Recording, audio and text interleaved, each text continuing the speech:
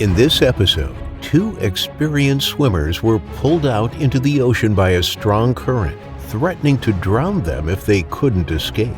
Just when it seemed like they would surely drown, a massive great white shark attacks. Hit that like button and subscribe right now. This is the terrifying shark attack on Peter Savino. Welcome to Final Affliction. 25-year-old Peter Savino was an avid swimmer who was studying at the California Polytechnic Institute in 1957. During his time at college, he attended and organized many swimming events, gradually becoming very close friends with 22-year-old David Hogan, whom he would regularly arrange swimming trips with. Living in California came with the benefits of easy access to beautiful beaches and empty oceans, so they were usually pretty undisturbed when they would organize these longer swimming trips. The group preferred to take part in longer swims, ones that weaker swimmers would not be able to keep up with, something that was never a problem for those who swam with Peter. There were many shark species thought to be in these waters, but they had never come across any themselves, and so the idea of a shark attack was not even a thought for this group. They just intended to swim for the afternoon before continuing with their studies later that day. Unfortunately, on April 28th, it would be Peter that was unable to keep up with his friend this day, ending in his tragic demise. On that fateful day, Peter organized a swim with Daniel and 10 other student acquaintances for an early afternoon swim. They decided to go down near Morro Rock, a popular location due to its stunning scenery with a 576-foot-tall rock in the distance. It lived up to its dramatic atmosphere with rough oceans surrounding the rock and strong currents that would need to be avoided at all costs. But the biggest risk to the group wasn't factored in that day: the ever-growing presence of sharks in the area. During the 1950s, it was harder for people to identify different species of sharks as they were less exposed to the kind of media that we have today. The different species of sharks and how to properly identify them were relatively unknown to the average person. That being said, there were unusually high amounts of instances and reports of great white sharks in the area during the time, so it is assumed that this was the species that was hunting in Morro Bay on the day of their swim. Before entering the water at around 1 p.m., the group was excited to find that the conditions were perfect. The weather was warm and the sea looked crystal clear, albeit a little rough, but that's the way they liked it. They all jumped in and started to swim, all separating into their friend groups as they usually would. Peter and Daniel swam off from the others, deciding to test out some of the deeper waters. They were both very strong swimmers, but weren't prepared for the strong tides that started pulling them further and further from the shore. They shouted to the rest of the group for help, but they couldn't hear them. The men were all alone. They suddenly found themselves nearly 500 meters out to sea with no hope.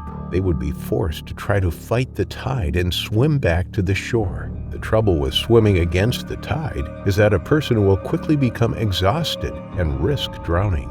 Despite being strong swimmers, the current was taking them backwards faster than they could swim towards the shore. Fighting against the retreating tide, they were being overpowered by the waves, and all of their strength was being used just to swim in place and barely covering any ground at all. Daniel was pulling ahead slightly, but in doing so was leaving Peter behind. Peter was becoming increasingly tired, and as his muscles began to cramp from the strain, he worried that he wouldn't be able to carry on. To save his friend, Daniel knew that he would need to help him, and so offered Peter his shoulder to hold as they pushed through the waves together. This seemed to work for a short time, as their combined efforts pushed them closer and closer to shore. Suddenly, the waves began to grow and crash around them, making it harder for them to push forward. Peter was struck by a particularly large wave, and he was quickly lost under the water. Peter had already been struggling and was growing weaker by the second. When he was pulled under the surface, he initially feared that his body had simply given up and he was no longer able to swim, coming to terms with his fate.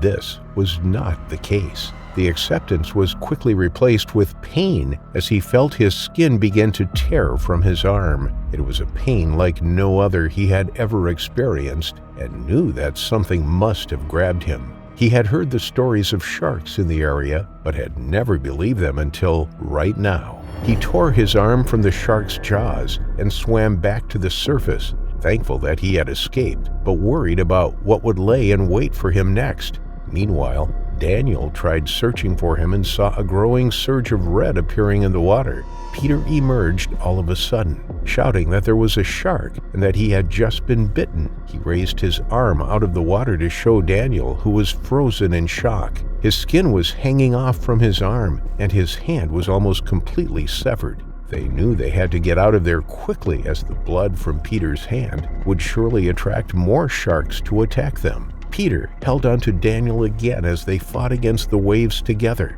That's when Daniel spotted the shark racing towards them once again. He had no time to react and prayed that he wouldn't be taken next.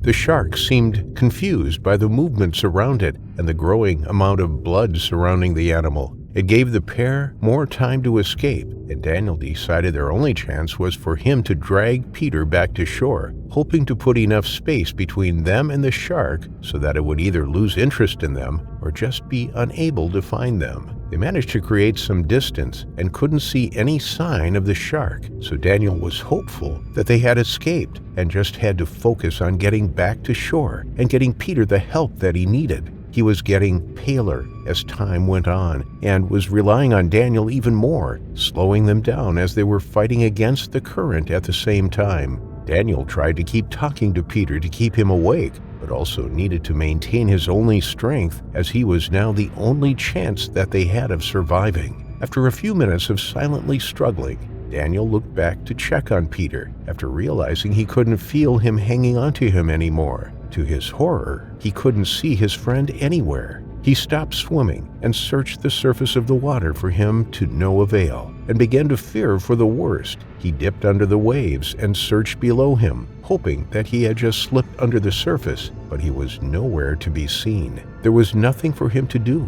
no sign that he was ever with another person, aside from the slight tinge of red that Peter's blood had left in his absence. Daniel decided that he would have to return to shore alone and try to find help. Maybe they would have more luck finding his friend.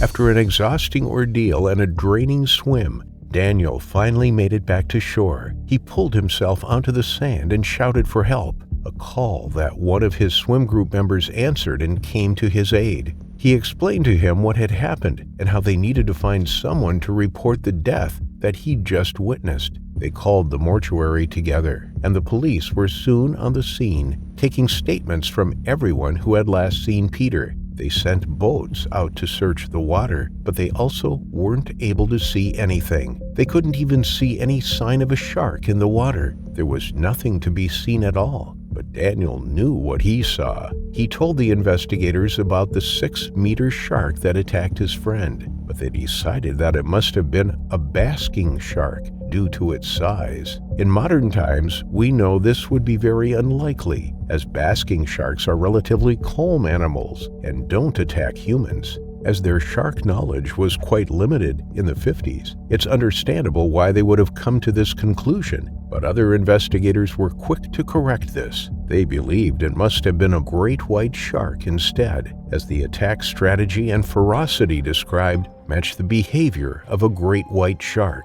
Regardless, the shark that attacked Peter was never found, and Peter's family were left without any closure of their son's terrifying final affliction.